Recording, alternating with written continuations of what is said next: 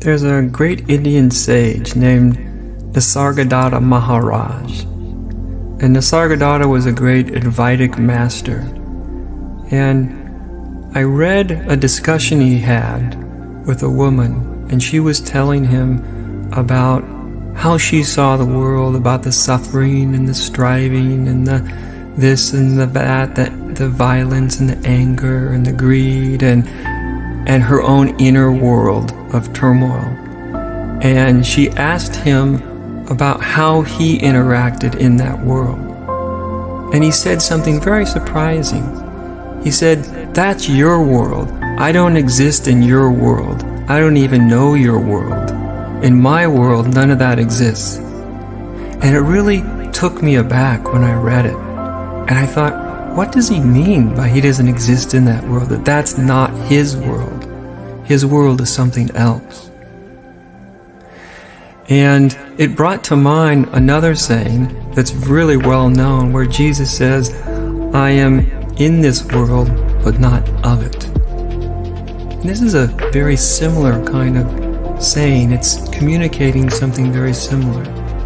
But there's a deep, deep truth that's being talked about through both of these teachings. What is this world that they both say? Nisargadatta said he's not in, and Jesus said, "I'm in it, but I'm not of it." Of course, they're talking about our world, the one in which most human beings exist when we open our eyes and go about this world and have interactions. And that's the world that Jesus was saying, "I'm in it, but I'm not of it." Most human beings are of the world that Jesus was saying that he wasn't of. Now, the world they're talking about is this world of relativity, of light and dark, of good and bad, of love and hate. This is sort of the world that most of us are born into when we come into this world, is the world of opposites. In fact, the manifest world around us is nothing but the interaction of opposites, of nighttime turning to daytime, daytime turning back to nighttime, of love and hate, of breathing in and breathing out, of good and bad, of should and shouldn't, and so it goes. Everything in the manifest world operates through this flux and flow of the opposites. And part of this is very necessary. Life itself couldn't exist without opposites, without night and day, without breathing in and breathing out. It's absolutely necessary for anything to exist that there be this interaction of opposites. And also within most human beings, there's the same opposites, the good and the bad, the right and the wrong, what I should and what I shouldn't do, what I imagine should happen, what shouldn't happen. This world of opposites informs most people's mind structure. In fact, it's the very structure on which their mind operates. And yet these sages are saying that that's not the world that's true to them. That's not the world where they essentially are. They may operate in that world. They may seem to exist in it. But really, where their consciousness is, where their real home is in another world. So it's really important that we understand these two worlds.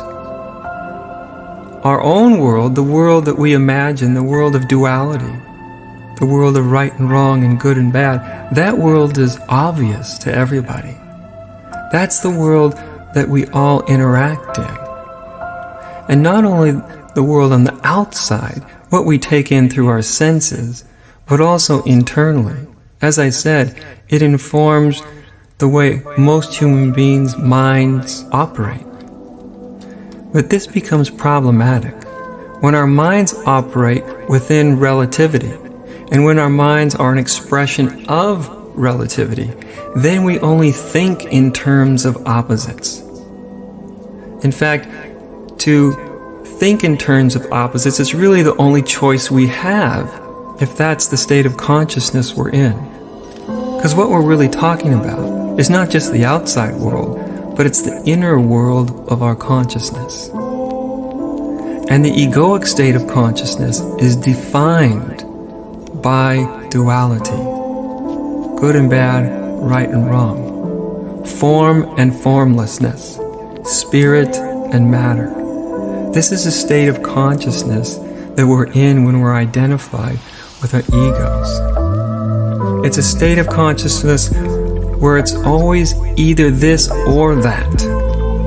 It's not this and that, but it's either this or that. Either I'm right or I'm wrong. Either you're right or you're wrong. But there is a whole other state of consciousness. A state of consciousness which isn't of the world of duality. And this is a state of consciousness that Jesus referred to when he would say, the kingdom of heaven. The kingdom of heaven is really a state of consciousness that's beyond duality, that's not living within the confines of duality. As a person, Jesus obviously existed within the world of duality, but his consciousness was somewhere else. It was in the kingdom of heaven. The Buddha called it nirvana.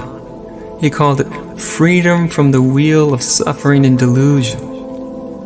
And to be free from that was his definition of nirvana. For the Buddha also, he was in a way off the wheel of suffering, which means he was off the wheel of right and wrong and good and bad, the wheel of relativity. This is what happens to us when we begin to wake up from the egoic state of consciousness. We literally begin to wake up from the view of life that's confined to a relative point of view. But something about this, to our minds, sounds dangerous. What could it mean to be beyond right and wrong, good and bad? Wouldn't that just lead to some sort of chaos? What would be the principle upon which human beings live? What would keep them from acting in unkind and hurtful ways? But of course, those kind of questions are questions that come from the limitations of egoic consciousness, which is an expression of relativity. Egoic consciousness really can't even imagine another state. All it can do is project its own understanding of another state, but it can never actually attain it. So really, spiritual awakening isn't for our egos, it's for our deeper inner nature. It's for the source and substance of what we really are. Now, many years ago, I was staying at a Buddhist monastery, and the abbess there, this wonderful, wise woman, made a very interesting observation one day. She said, everybody knows not to get caught in hell, but very few people know not to get caught in heaven. At the time I heard that, I didn't really understand it. First I thought, well, yeah, our instinct isn't to get caught in hell, but a lot of people do. And I thought, why wouldn't someone want to be caught in heaven? Why wouldn't somebody want to be caught in enlightenment? This seemed to be a very strange thing she was saying. Don't get caught in heaven. And what she was pointing at, and it took me many years before I realized myself what she meant by saying don't get caught in heaven, don't get caught in hell. Because if we get caught in heaven, it's just as limiting as if we get caught in hell. It would be almost like saying to breathe out a great sense of it feels so good to breathe out. So the goal is to breathe out. But if all we did was breathe out, we'd die pretty soon. We have to breathe in so that we can breathe out. They go together like a right hand and a left hand, like up and down of a seesaw. So when we're in our egoic consciousness, we're always trying to move away from what we think is bad towards what we imagine to be good. But of course, what we imagine to be good is also intimately linked with the appearance of what's bad. No matter how deep our spiritual realization goes, it's always important to know not to get caught in heaven and not to get caught in hell. Actually, to never be caught anywhere. As one old wise Zen master said, to abide in non-abiding. Jesus referred to this state that's beyond the pairs of opposites when he said, "The foxes have their holes in the ground, and the birds have their nests in the trees, but the Son of Man has nowhere to rest his head." It was a way of referencing and reminding people that where he is, the kingdom of heaven, isn't really heavenly. It's beyond heaven and hell. It's beyond the pairs of opposites. We've turned Jesus' heaven into the opposite of hell. But clearly for Jesus, the kingdom of heaven wasn't something that's confined or even defined by the pairs of opposites. For him, the kingdom of heaven was something entirely different. It was a state of consciousness that wasn't caught within the dualistic point of view. But the dualistic point of view is a very, very tricky thing. Even in the spiritual teachings that point us back away from our mind and away from our body and help us to transcend and let go of this identification with form, the form of thought, the form of feeling, the form of body. The old and ancient teachings that say, you are not this, you are not that, you are not your body, you are not your mind, you are not what you think. This has been known as the negative way. And the negative way shows up in different forms of Hinduism, in Christianity too, and also in Buddhism. That there's a way that the teachings point us back away from our attachment with all form, both gross and subtle, so that we can realize and wake up to our source as spirit, as presence, as that open field of awareness that's not a thing at all. It's more like a great awake and alive nothing. But if we were to just stay there, if we were to try to hold on to that, then we would just be deluding ourselves once again. It may be a higher level of delusion than being caught in the egoic state of consciousness, but it's a state of delusion nonetheless, because it's really not complete. It's just the opposite of the egoic state. The formless state of consciousness is just the opposite of that state of consciousness which is identified with form. It's important to know that ultimately, the idea isn't to go from identification with form to identification with formlessness. It's not to go from being a somebody to a nobody.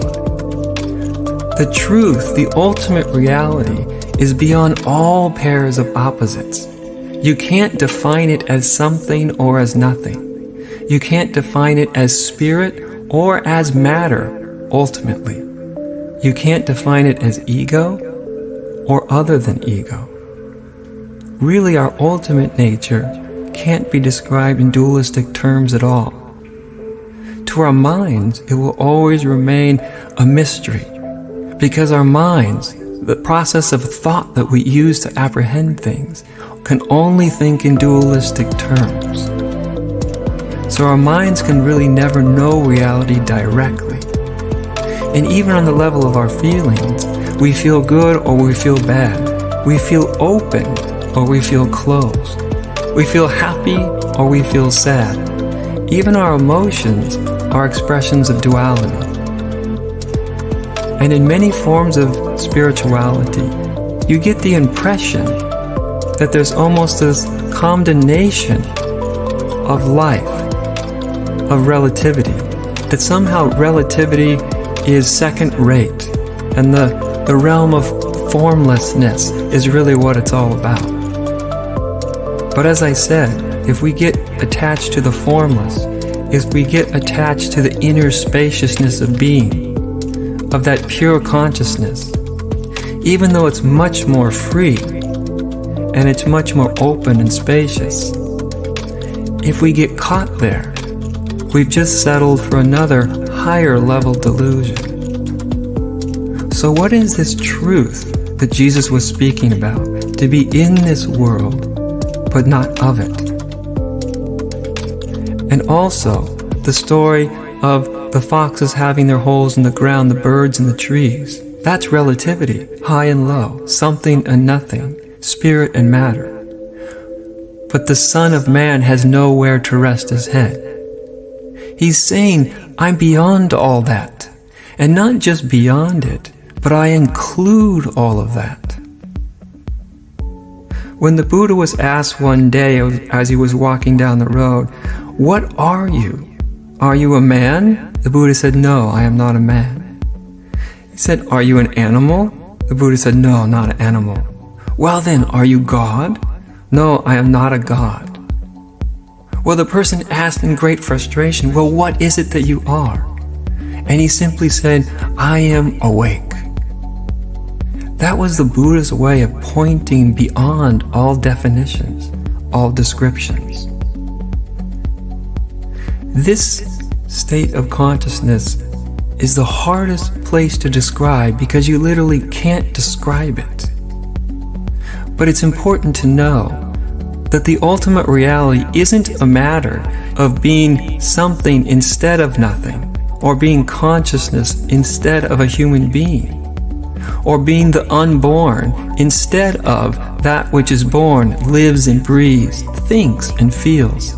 It's not a matter of this or that, or this to the exclusion of that. The highest reality is being both this and that, and neither. Being both spirit and human being. Being a field of open, spacious awareness, as well as one particular human incarnation. This is something that takes great subtlety, a deep willingness to go beyond all of our notions, even our notions of good and bad and right or wrong. One of the Taoist masters said, "When the great way is lost, good and evil are created." The great way means the ultimate truth, the ultimate reality.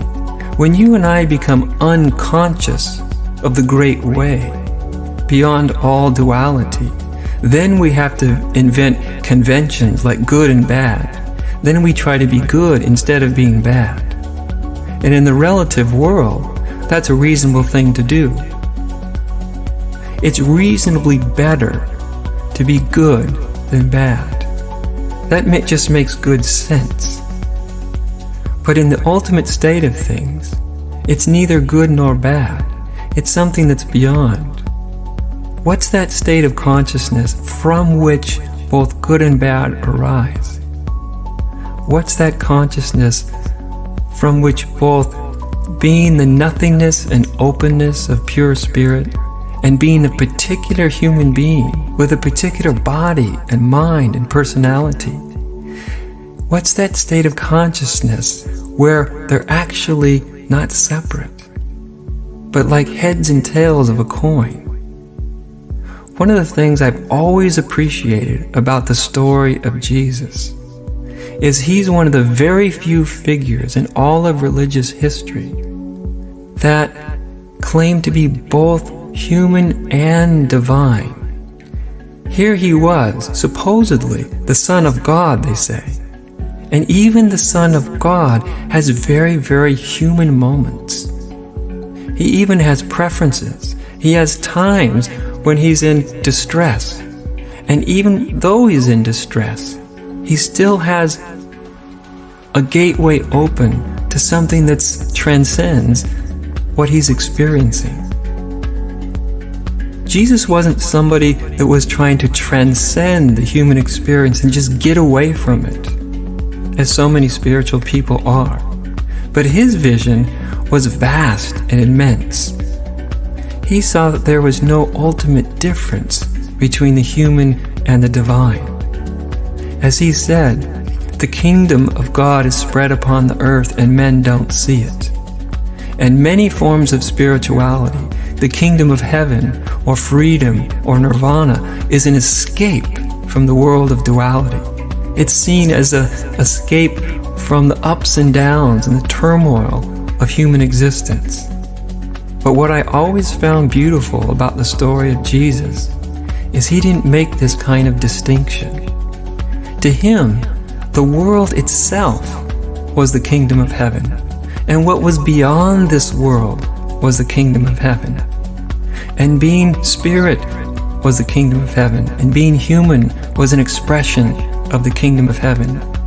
For Jesus, literally everything was an expression of the divine when we see it with the right eyes. And his life was a very visceral example of living that kind of vision. Jesus obviously didn't try to not be involved in the world. He didn't hide in a cave or go to a monastery or an ashram or look for a cave in the Himalayas. He was very engaged in life. And he knew, just like you and I know, that to be engaged in life is to open us to the slings and arrows of outrageous fortune, as Shakespeare said.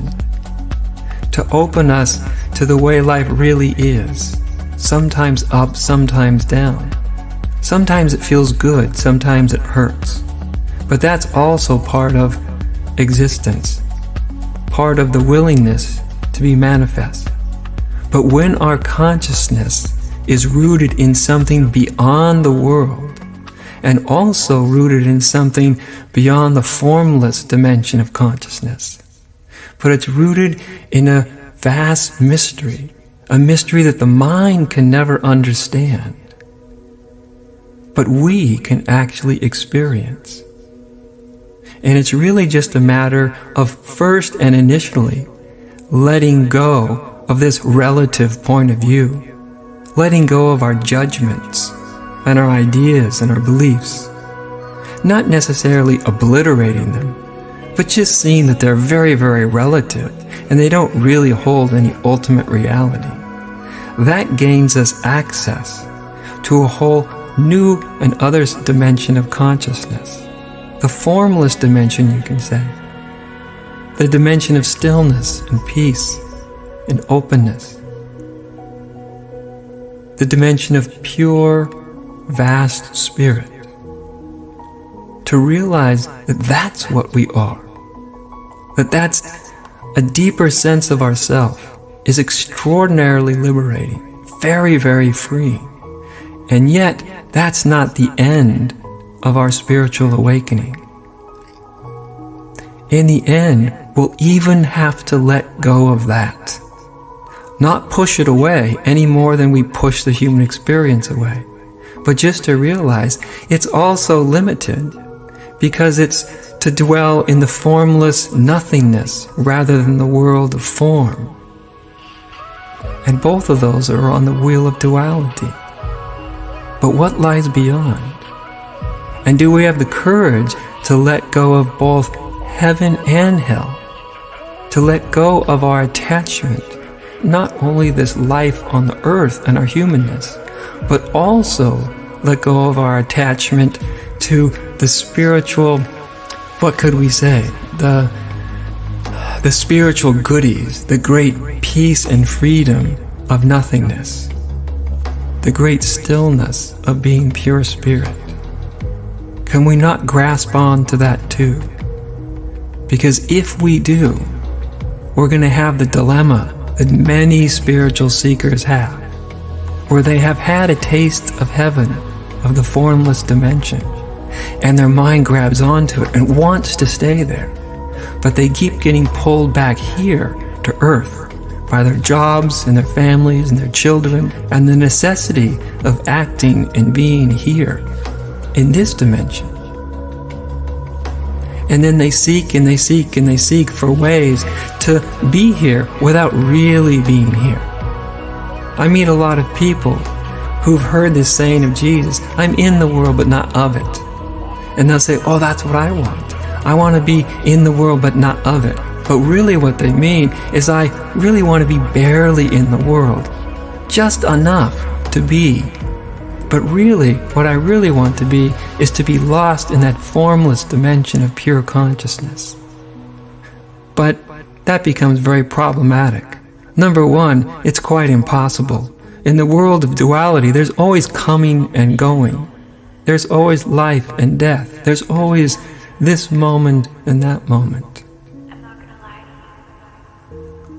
So we can't really hold on to anything in the end. As I often remind those who come to hear me speak, I say, even though I talk a lot, and even though there may be a lot of things for you to see, ultimately, the whole of spirituality, it's a process of surrender, of letting go, to such an extent that even when you get the greatest spiritual revelation, eventually you'll have to let go of that too. I don't mean throw it away like a piece of trash, but I mean let go of your attachment to it. As that wise old abbess said, everybody knows not to get attached to hell, but not many know not to get attached to heaven. And I found that she's very right. Even among the spiritual communities that I visited, very few people really know not to get attached to heaven. It's absolutely vital that you realize heaven, that you touch that point of stillness and formless being that's far, far beyond the world of form, of time and space.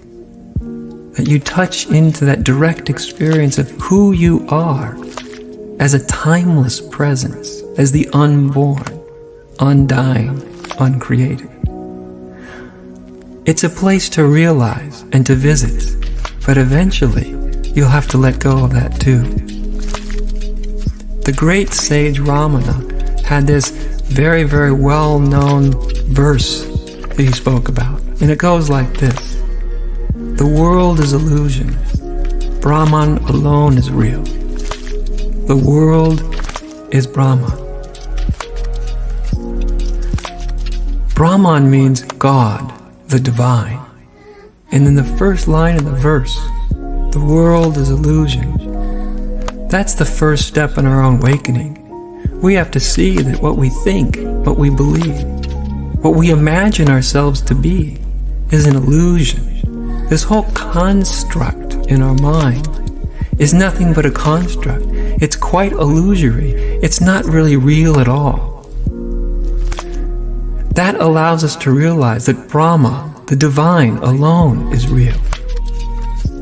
That formless state of consciousness, that place of pure being, the unborn, is really the reality. That's the place from which the whole world springs. That's what the world of form has its roots in. And it could be easy to get stuck there. The world is an illusion, Brahman alone is real. But then the last verse really completes it, really brings us home to the real transcendental vision. The world is Brahma. The world is divine. As Jesus said, the kingdom of heaven is spread upon the earth, and men do not see it. This is a total collapsing of all of our dualistic points of view. This is a bringing together, a true union of the entire spiritual vision. It's important to know that the goal isn't to become spirit instead of human, but spirit as well as human. The goal isn't to become the divine nobodiness instead of being somebody. Really, it's about realizing that what you really are is a divine nobodiness or no thingness, as well as a somebodyness and a somethingness that has a very definite life to live.